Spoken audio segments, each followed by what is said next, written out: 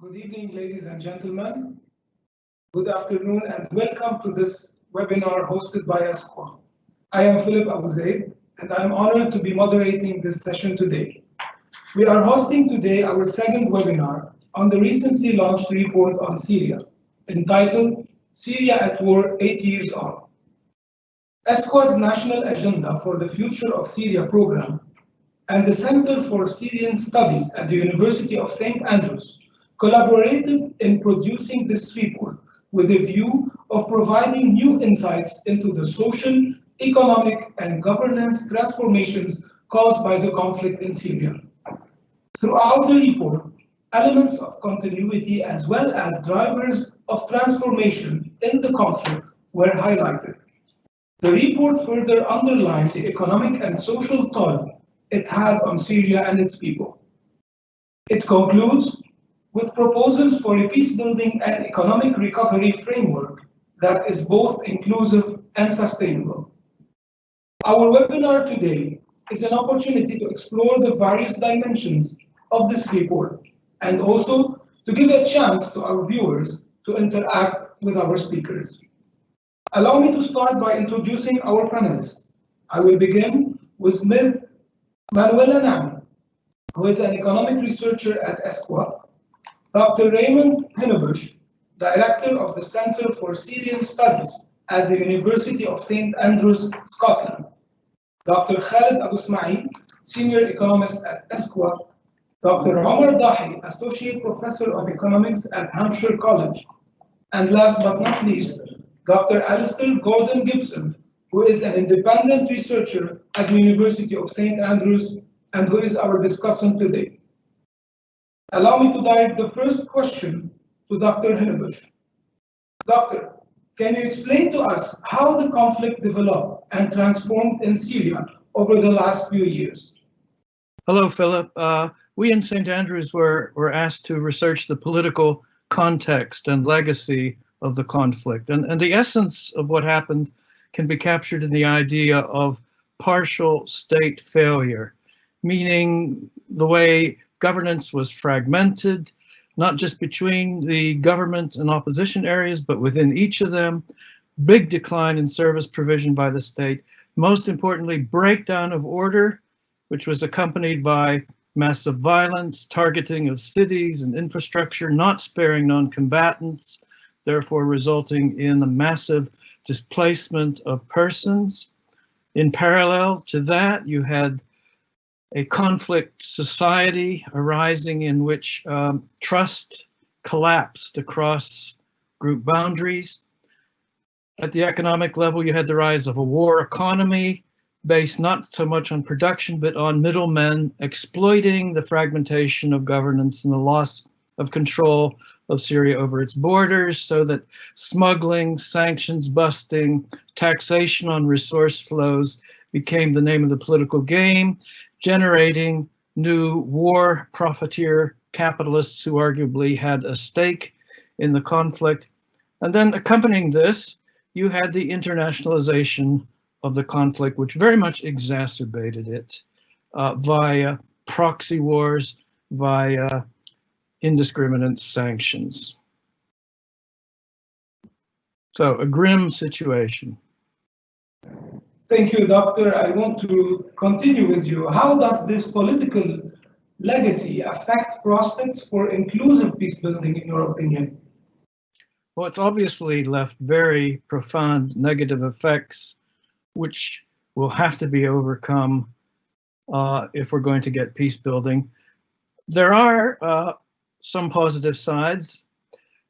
Arguably, there seems to be what has sometimes been called a hurting stalemate in existence. This is a situation where neither side can win, and they realize that, creating incentives for each to try and reach a settlement. And in concrete terms, this hurting stalemate is owing to a number of factors. One is the way the state has reconquered many of the opposition areas, so the opposition can't hope to win, but also the state is unable to consolidate its rule and to revive the economy, so it, in principle, would have incentives also to move beyond the stalemate. So you could say that helps to make the situation ripe for settlement. Also, generally across the board, there's been a radical decline in appetite for conflict among all Syrians. So additionally positive is all Syrians do share some things, like most importantly, commitment to a unified Syrian statehood. Another positive factor is that there is a kind of blueprint for peace at the international level, and there have been ongoing internationally led peace processes. And yet, in spite of these, in principle, positive factors, we see only very limited and halting progress towards peace building. So that raises the question, what is holding it back? Many things, but it seems to me in the immediate term, there's two things that can be highlighted. One is the fact that there's been a loss of agency by Syrians, those who have the incentive to end this conflict.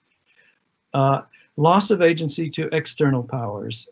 And these, of course, have divided Syria into spheres of influence, which have debilitated Syria's sovereignty, threatened the unity of the country, a very immediate problem. The second immediate obstacle, it seems to me, to moving ahead is what could be called the persistence of a zero-sum mentality on several sides.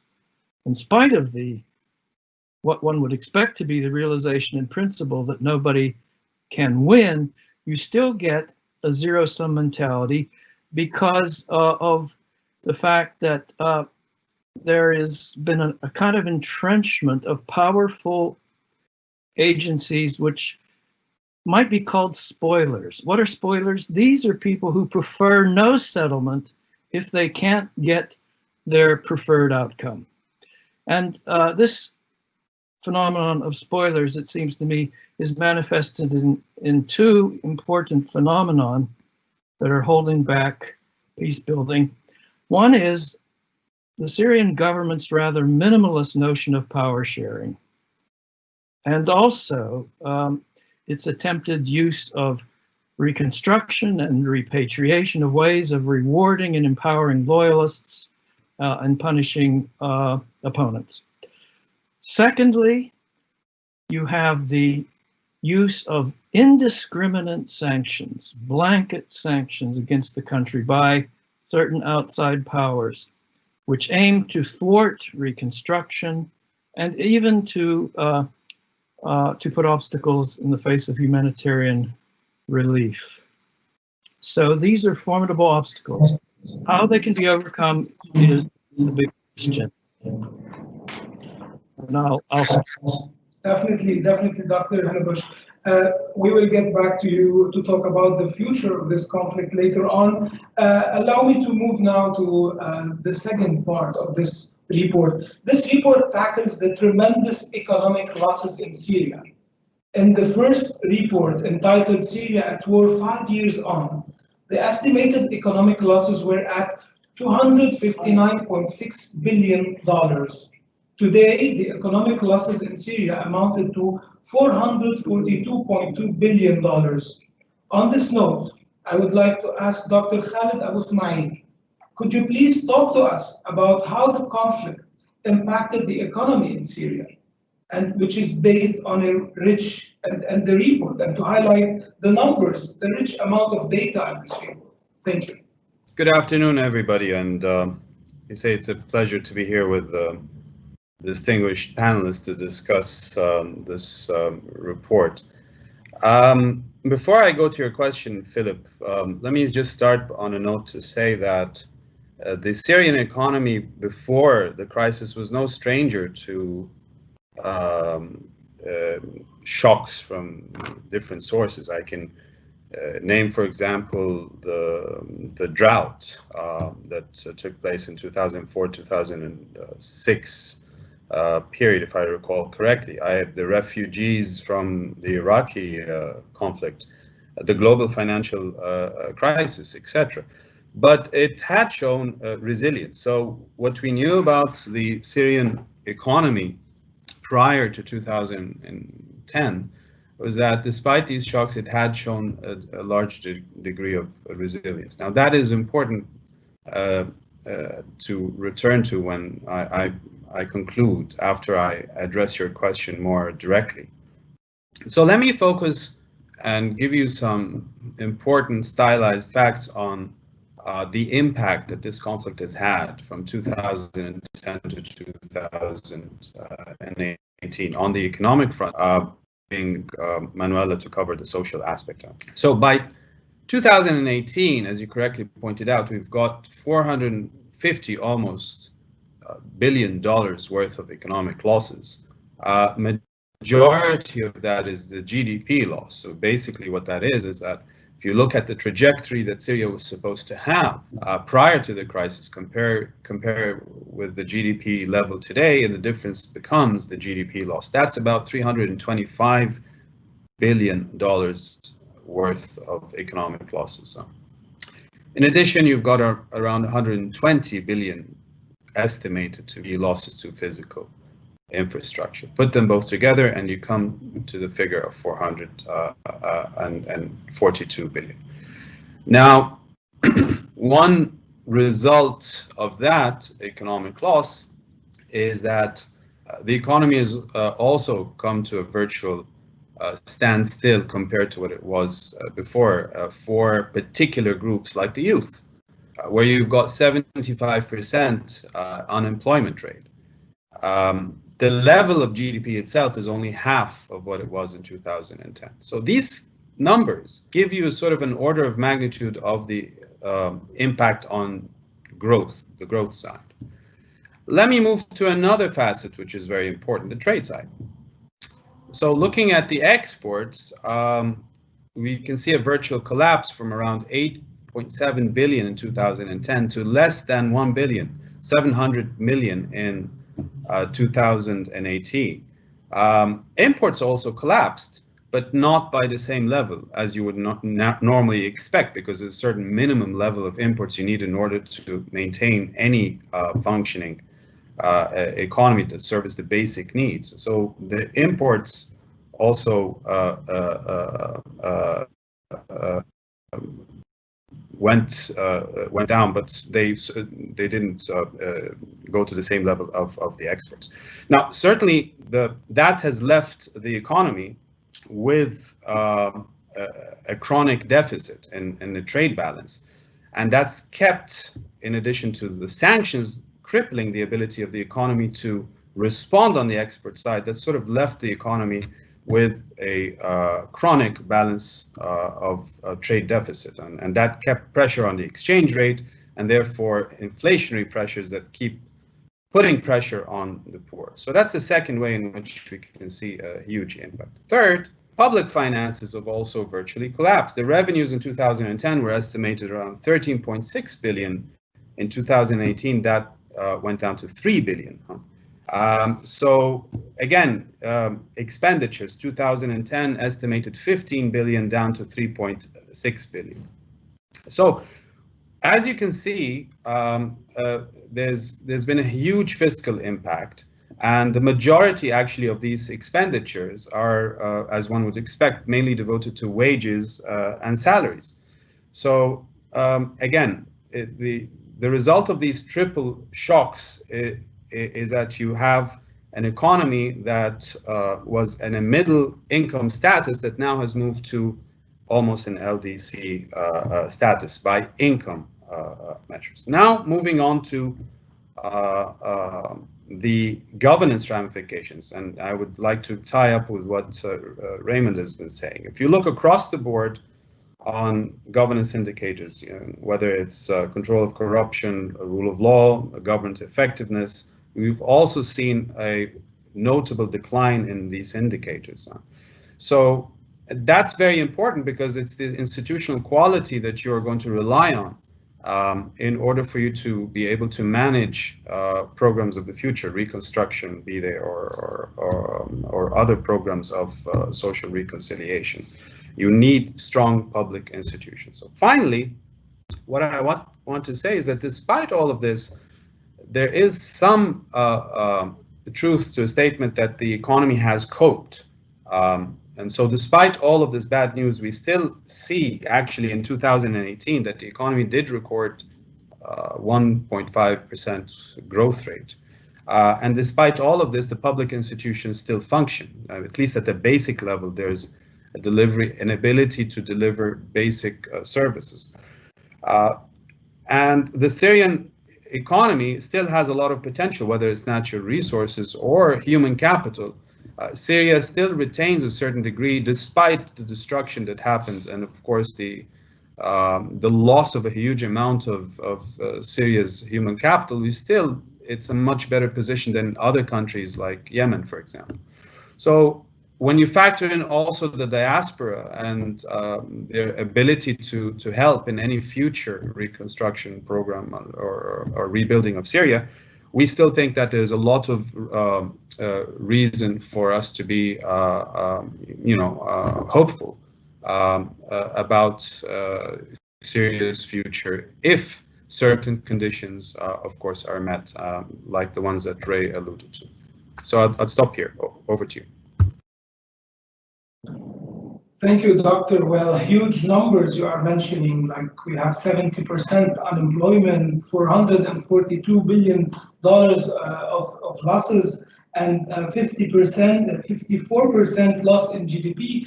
Huge numbers in the economy, which leads me to the second question and the third guest to speak, to tackle the social part. So I would like to ask now in the same context, Ms. Manuela Nami, can you tell us about the damage and impact of the conflict on the social level? We saw the huge numbers just mentioned now. So how severe has the impact been on Syrians' lives, especially on refugees and the youth of Syria, with more than 70% unemployment rate, for example? Good afternoon, everybody, and good afternoon, Philip. So, yeah, as you see, the conflict has had a detrimental impact on the social level, on the socioeconomic level, and really on the human development path in Syria. And it has destroyed the livelihood and capabilities of the Syrian people. So it has impacted various social aspects, from health to education to decent employment to increasing social exploitations in its various forms and increasing intolerance and so many more aspects. So the de-escalation of conflict have led to some improvements in some areas, but still the socioeconomic impact of the conflict and the human suffering are still devastating. So the Syrian people have suffered a lot. The civilian death toll has been high, and those who survived have been either internally displaced or they sought refugee in neighboring countries mostly. So by the end of 2019, there were nearly more than 5.5 million officially registered refugees in neighboring countries. And among the refugees population, many, especially those who live in informal tent settlements, they live in very harsh conditions, and many live below the poverty line also. And this large-scale human suffering is also witnessed within Syria. So within Syria in 2019, also there were more than 12 million people in need of at least one form of a humanitarian assistance. And this assistance was needed also in various areas.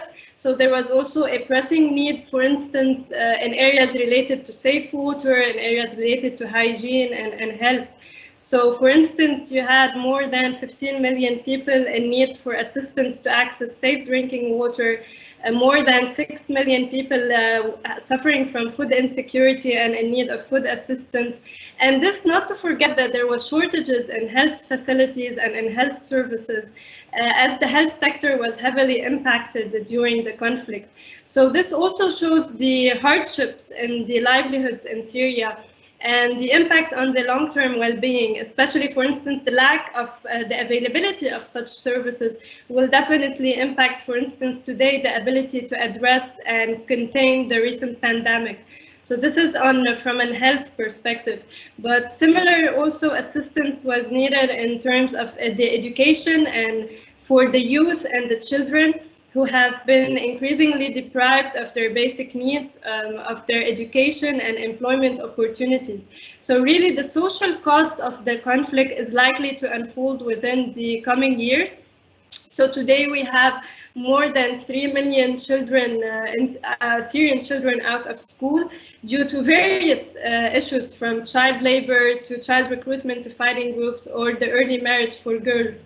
So really the loss of a generation is worrisome, and their future contribution also to the productive workforce and community life is at risk. So this is very briefly to give some idea on the socioeconomic devastation. The report discusses this and much more at length, but in short, really, Syria as a human development has been downgraded based on the Human Development Index from a medium human development country to a low human development country. And also the poverty estimates show similarly the large-scale deterioration in livelihood and substantial rise in poverty rates and vulnerability to poverty. So the future development of Syria is really contingent on reversing these losses and enabling really the youth and even women to peace building and aspirations. Over to you. Thank you, Ms. Manuel. And brief but harsh numbers like 15 million people in need of access to safe water and 12 million people in need of humanitarian assistance. Thank you for the numbers. I move now to the section of Dr. Amar Ridahi. The report highlights certain principles upon which peace building should take place, as well as assumptions that underlie them. What are these principles and assumptions? Where do they come from? And why are they important for an inclusive and sustainable peace building process, in your opinion? And if you could please also allude to the Security Council Resolution 2254. Thank you. Thank you very much. So as you mentioned, the report in Chapter 4, the last chapter, is entitled Towards Inclusive and Sustainable Peace Building and Economic Recovery. And it suggests principles upon which the peace building process should take place. It suggests some challenge areas and also some concrete steps to move forward. And really where this comes from is there are really multiple sources. As you mentioned, the United Nations resolutions. It includes also the work of the ESCWA staff, internal research and consultations within ESCWA, as well as the important work of the National Agenda for the Future of Syria, which is hosted by ESCWA, which provided really a platform for discussion for a broad spectrum of Syrian voices, technical voices, as well as representatives of Syrian civil society, public sector, and national as well as international institutions. So there really was a wide variety of voices, chiefly Syrian voices, that came together to think about what are some common ground that really needs to be a way for moving forward and underlying assumptions. And so there was basically a future vision that was put forward through these consultations, through these deliberations, that are perhaps fundamentals that all Syrians can agree on. And these four underlying assumptions are that: one, Syria is a unified country; two, Syrian society can be rebuilt by Syrians and achieve comprehensive development; third, that Syrian society is diverse and cannot be reduced to a single element, and this diversity is to be celebrated; and fourth is that the Syrian Arab Republic has a unique geopolitical position that gives rise to challenges that need to be taken into consideration when thinking about moving forward. So those underlying assumptions gave rise to a series of principles that the report believes any process of peace building should be built upon. And there are five main ones. The first is a political transformation based on United Nations Security Council Resolution 2254 that you mentioned, that guarantees transition towards a country where a culture of democracy is built and practiced, mutual trust is reestablished between the political players, and the rule of law, equality, and citizenship, equality based on citizenship is established. In addition to that, based on another United Nations Security Council Resolution 1325, there has to be special attention paid to the role of women in this process, both as victims of the conflict as well as potential leaders in the peacemaking process. The second principle is to guarantee the right of the displaced and refugees to a safe, dignified, and voluntary return to their homes or any other location inside the country where they voluntarily choose to return. Number three, a national reconciliation process to which all Syrians are invited and encouraged to contribute.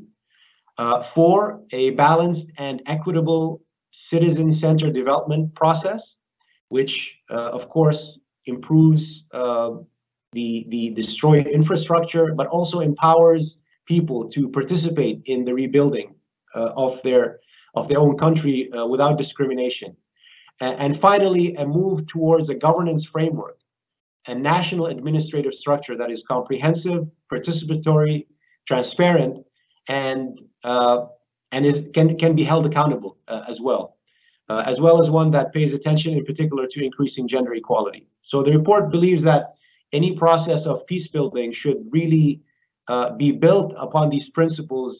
And the reason this is important is because, as my colleagues mentioned, there are various root causes of the conflict, but also there are all sorts of new sources of conflict that have been engendered, or new challenges and new areas of struggle that have been engendered as a result of the conflict.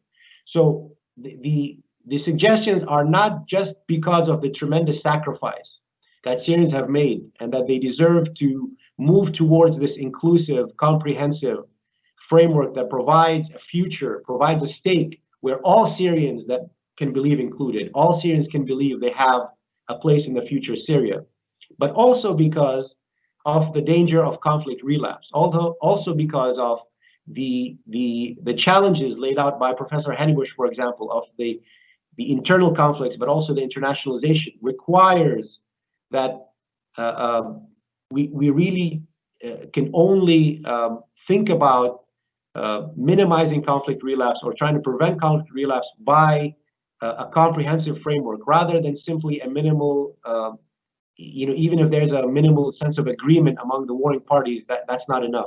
So it warns from the potential of not thinking about peace building and recovery in this comprehensive sense and thinking about it only in a minimalist sense that is only, paying attention to stability. Thank you, Dr. Ahmed Dahi, for highlighting what the report mentions on the 5 steps as a roadmap, maybe to the peace building process in Syria. Can we also, in 2 minutes with you, just highlight the main challenges or challenge areas that a peace building process needs to confront? In 2 minutes, yes. So there are numerous challenges, really, and I think the report highlights 2 sets of challenges. The one set of obvious challenges is how can we get from where we are now towards where we want to be? What are some concrete steps that can be taken that can break the deadlock, that can break the status quo, and also begin to bridge the massive trust gap that exists and the reality of overcoming the spoilers, overcoming the different obstacles that are in place, but also other challenge areas which have to do with the numerous challenges, practical challenges at the governance, political, and economic level. So there are the 2 sets of challenges. I'll focus on the second set, since I think you may be referring to that aspect of the report, and that has to do with the report is not enumerating all the specific challenges because they're vast and they're too numerous, but provides headings under which we can think of sets of challenges. And the first heading has to do with the emergency response services and basic needs, which includes basic aspects of human development, attention to the personal safety of Syrians and focusing on their, the emergency humanitarian needs without discrimination. The second has to do with taking seriously the challenge of political and administrative governance and institutional reform, and that has to do with the big governance issues, so to speak, including the constitution, separation of powers, the rule of law, basic rights and freedoms. The third challenge area has to do with societal reconciliation and revival of civil society, revival of the agency of Syrians that has been lost, as my colleagues have mentioned, which is not done through one program, but through a series of initiatives that gives Syrians the feeling of a stake in the future of Syria, but also begins to rebuild the really fractured social capital that has been left by the conflict. And finally, an inclusive economic revival, which includes undoing the war economy. And undoing the war economy not only includes sort of trying to overcome the distortions created by the conflict and the warlordism created by the conflict, but also a series of laws that have been passed that supposedly address reconstruction, but in fact have created tremendous amount of fears and widespread alarm regarding possible abuse, including land seizures, deprivation of the displaced people's property rights, and so on. So there's a wide set of issues that have to do with that. And as I mentioned, there are many challenges. The report tries to highlight some of the titles or some umbrella areas under which a variety of other challenges exist as well. Thank you, Dr. Samadai, for telling us about the main peace-building process that needs to be confronted in this report. Allow me now to move to our discussant to wrap up or to comment on what we have discussed so far. Mr. Alistair Gordon Gibson, in what direction do you see the report linking the social, economic, and structural factors to meaningful and inclusive reconstruction of Syria? Well, inclusion is an important theme running through the report, and this direction is emphasized in the concluding chapter 4 we've just been hearing about, which observes that a comprehensive reconciliation process is intimately connected to rebuilding national identity and social capital. It states that Syrian identity is pluralistic and expressive of Syrian cultural diversity and cannot be reduced to any one of its components only. So this direction builds on the guiding principle of indivisibility that was presented in the earlier 2016 report, which sees that Syria should be treated as a single indivisible entity in which all of its citizens, regardless of religion, sect, or ethnicity, have equal rights and responsibility. So, in common with the 2016 report, the overarching concepts of reconstruction include not only addressing the urgent needs of emergency humanitarian aid and development in a post-crisis environment, as we've just heard, but also the less tangible yet critically important emphasis on social justice and on rebuilding an inclusive society in which all can resolve their grievances peacefully. The 2020 report notes that state institutions have largely survived with some administrative and fiscal capacity in managing day-to-day life, by providing basic needs and legal documents, governance, public finance, and economic management. In the same way, the 2016 report stressed the importance of organizational inclusion, observing that one of the lessons learned in Iraq is that the dismantling of official bodies, many of them with a deeply rooted institutional legacy, should be avoided. And this is a message repeated in this latest report. It'll be crucial to harness these strengths while transforming their governance structures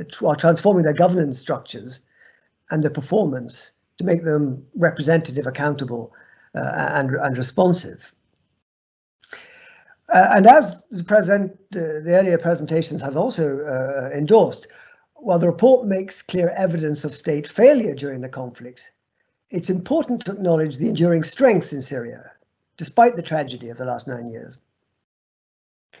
The historical background and the political legacy presented in Chapter 1, which addresses the sectarian and ethnic injustices and the violence of its past, also acknowledges the great strides in social development in its modern history up to 2011, most notably in access to education, to food security and healthcare.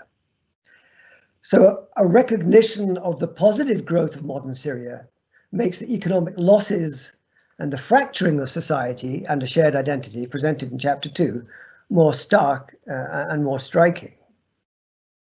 And as we just heard, in tandem with addressing the humanitarian and development needs, an essential consideration in any approach to reconstruction will be to restore the loss of social capital that has precipitated social fragmentation and exclusion, and to escape the trap where oppressive forces have incited the divide and coerced individuals into picking sides. I quote from the report. So this means avoiding a quick fit or politically expedient reconstruction that could lead to a confessional or sectarian division of authority towards one which, as the report states, is fast enough to avoid setbacks, but slow enough to be inclusive. So to conclude your question, this direction might be summed up, in my mind, by two concepts, participation and identity, terms which occur frequently in the report and build on the guiding principles of organizational inclusion and gradualism in the 2016 report. Thank you, Doctor. Allow me to ask you a second question. How do you see the findings in the report twinning urgent humanitarian needs with the broader long-term socioeconomic reconstruction of the Syrian society? Well, key to this 2020 report is the opportunity for balance in the reconstruction narrative, and which the interconnections across the chapters present. That is to say, adopting a two-track approach that connects the emergency humanitarian aid and development needs with the reconstruction of social capital, and where access to secondary and tertiary education in the first track will play an essential part.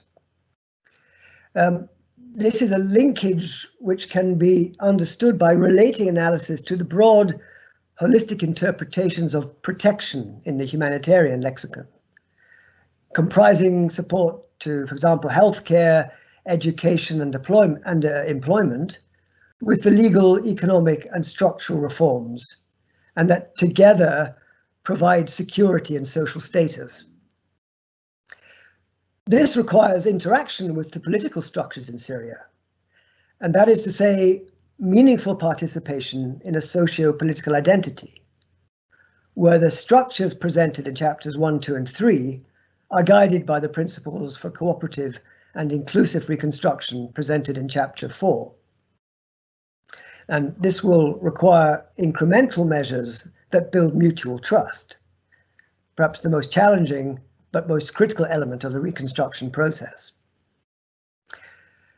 I see that success here will depend on building structures which reinforce a mutual sense of trust and respect that will engender confidence and cooperation, which of course will be vital to any successful process of reconciliation and reconstruction.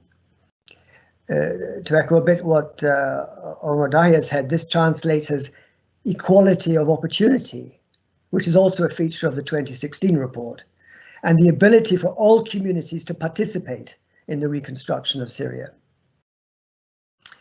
So, identity, opportunity, and participation urge attention to a locally driven process. And a wide range of Syrian experts have stressed the importance of local measures in bringing together Syrians from different political affiliations and uniting them through joint local economic and social initiatives. And this is a process which is well presented in chapter 4. If I could return just for a minute to the two-track approach I mentioned. As for track 1, the humanitarian aid and development approach, the 2020 report has highlighted the emergency needs and challenges, for example, in health, nutrition and education, as well as the longer-term restructuring of the micro and macroeconomic development. As for the social focus in track 2, the report observes that the human suffering due to death, injury, and displacement in Syria is immense. But one of the conflict's most destructive legacies in the longer term may be in the social polarization it has produced. And this polarization has precipitated social fragmentation and exclusion, and forced people to choose sides. So the re-establishment or renegotiation of membership in social networks, I see, is an important recommendation made in the 2020 report, observing that people who have the resources and the confidence to make new contacts and to earn membership in new social networks fare significantly better. So, to conclude, the essential message I take from the report is the call for balance and participation in reconstruction. And this means providing access to basic needs which revive economic interdependency within the country, provide for livelihood opportunities, and serve to build positive social capital. It will be important that the process includes elements of regional coherence and which address the concerns of neighboring countries, such as the return of refugees, and also that offer complementary support to local initiatives in education, youth employment, income generation, and gender equality. And this requires a well-connected regional pattern of actions. One element common to the 2016 and 20 reports, which I sense can be developed more deeply, relates to the environment. The need for an inclusive and comprehensive reconstruction across the sectors presents an opportunity for Syria to become a regional leader in issues related to green energy and to become a core actor in the climate change debate. And this will be coherent with initiatives presented by regional research platforms, such as the West Asia North Africa Institute in Jordan, with its focus on youth and the environment, and also the platforms looking at climate change and the environment in Lebanon. So in sum, I sense that the direction given by the report is towards ensuring access for urgent humanitarian needs, and one of building cooperative local partnerships. This will mean engaging with and improving on existing state structures, leading to a shift away from external donor-driven projects to regionally resourced and locally managed initiatives. And whilst acknowledging the immense challenges and obstacles highlighted in the report concerning investment planning, legal arrangements, representative and accountable governance, etc., sustainable reconstruction of the Syrian identity will only be possible through inclusive socio-economic and socio-political participation. So this means building on the elements of continuity and on the opportunities for change which the report presents. I'll hand over to you again. Dr. Alistair Gordon-Gibson, thank you for your Now, I want to move to our viewers now. I would like to open the discussion for questions we are receiving from our viewers. Let me check some of the questions. We have a lot of questions. I will direct this one to Dr. Raymond Hannebusch. What can be done to overcome the persistence of the zero-sum mentality on all sides and the involvement of many different external powers in Syria? Yes, Philip. The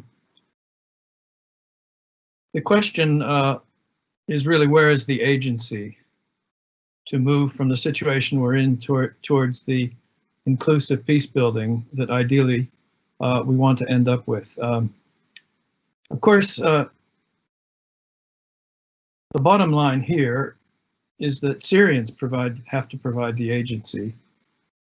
They have to take back ownership particularly from foreign powers in a bottom-up process.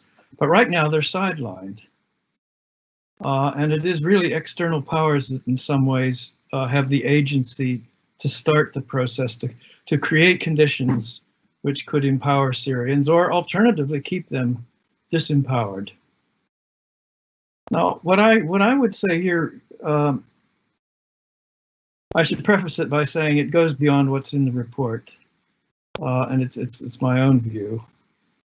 But I think what we have to ask is which of these powers has an incentive to move beyond the stalemate and could therefore provide the agency. I think Europe has a lot to lose if there's another massive spillover in refugees, which is a real possibility if life is made increasingly impossible in Syria, which is happening. Europe also has agency. It can use humanitarian aid and other kinds of economic aid to encourage a more inclusive peace process and potentially even to push back against indiscriminate sanctions, which are a major obstacle to reconstruction. Additionally, I think another power that has a stake in moving beyond the stalemate is Russia. They've invested a lot of their prestige as well as resources in Syria, and if there's going to be a downhill slide in Syria, unchecked downhill slide, they have a lot to lose. But additionally, Russia has considerable leverage to push the Syrian government into a more inclusive approach to power sharing and to reconstruction. So it may be a lot to expect that these two could reach some kind of consensus on how to deal with Syria, given the ongoing rivalries between them in many other fields. But without some sort of agency to start the ball rolling, I'm afraid we're going to stay locked in the situation where the zero-sum mentality continues to dominate. Those are my thoughts. And I should stress again that that does go what's in the report. Thank you, Doctor. Now I have a question to Dr. Khalid Abu Ismail. Dr. Khalid, today more than ever, during the 9 years of war, all Syrians are deeply affected by the catastrophic economic situation on the ground. Regardless of the political division, every Syrian seems to be affected, and this is in terms of swing his or her political affiliations. This triggers the question of how would the implications of the deteriorating economic situation affect the political solution to the conflict, and how would a roadmap for the political deadlock help restore the economy? Well, that's a tough question. Let me give you my personal view. I mean, first of all, there's no doubt that the situation today in Syria in economic terms is worse than what we portrayed in a report in 2018. Big part of this, of course, is because of the COVID-19 impact on Syria and on neighboring Lebanon. And as we all know, the connections, economic connections between Lebanon and Syria are significant. So many Syrians had invested and had savings in Lebanese banks, for example. So the financial crisis affecting Lebanon would also presumably have affected them. But if you look at the exchange rate today, it's deteriorated much further than when it was in 2018. So despite the resilience that I emphasized, and I still maintain that in the longer course of historical events, Syrian economy and the Syrians have shown a great deal of resilience, the economy is under tremendous pressure. Now, how would this affect the political situation and the ability to reach a let's say a more inclusive political settlement? And Well, it goes back to what Professor Hanningbusch was saying. If the agency and the decision-making factors are within the Syrian domain alone, then that would perhaps answer part of the question. But the issue is that there are many players, and the conflict in Syria is one that has regional dimensions, has global dimensions, not just national ones. But as far as the economic pressures are concerned, definitely there's no question that everybody in Syria is feeling is under pressure. Now, that doesn't mean, again, that all tranches of the Syrian population are as equally affected by the current economic situation. No, the war economy produces actually winners as a result of the current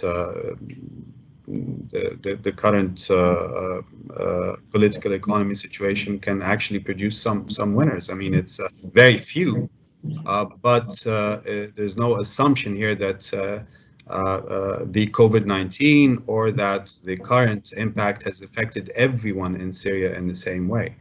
But generally, I would subscribe to the view that the vast majority of Syrians are indeed under significant economic pressure, and this could be part of a drive to get everybody around the table to agree on how to move forward and look for these indigenous sources of growth that the report is calling for.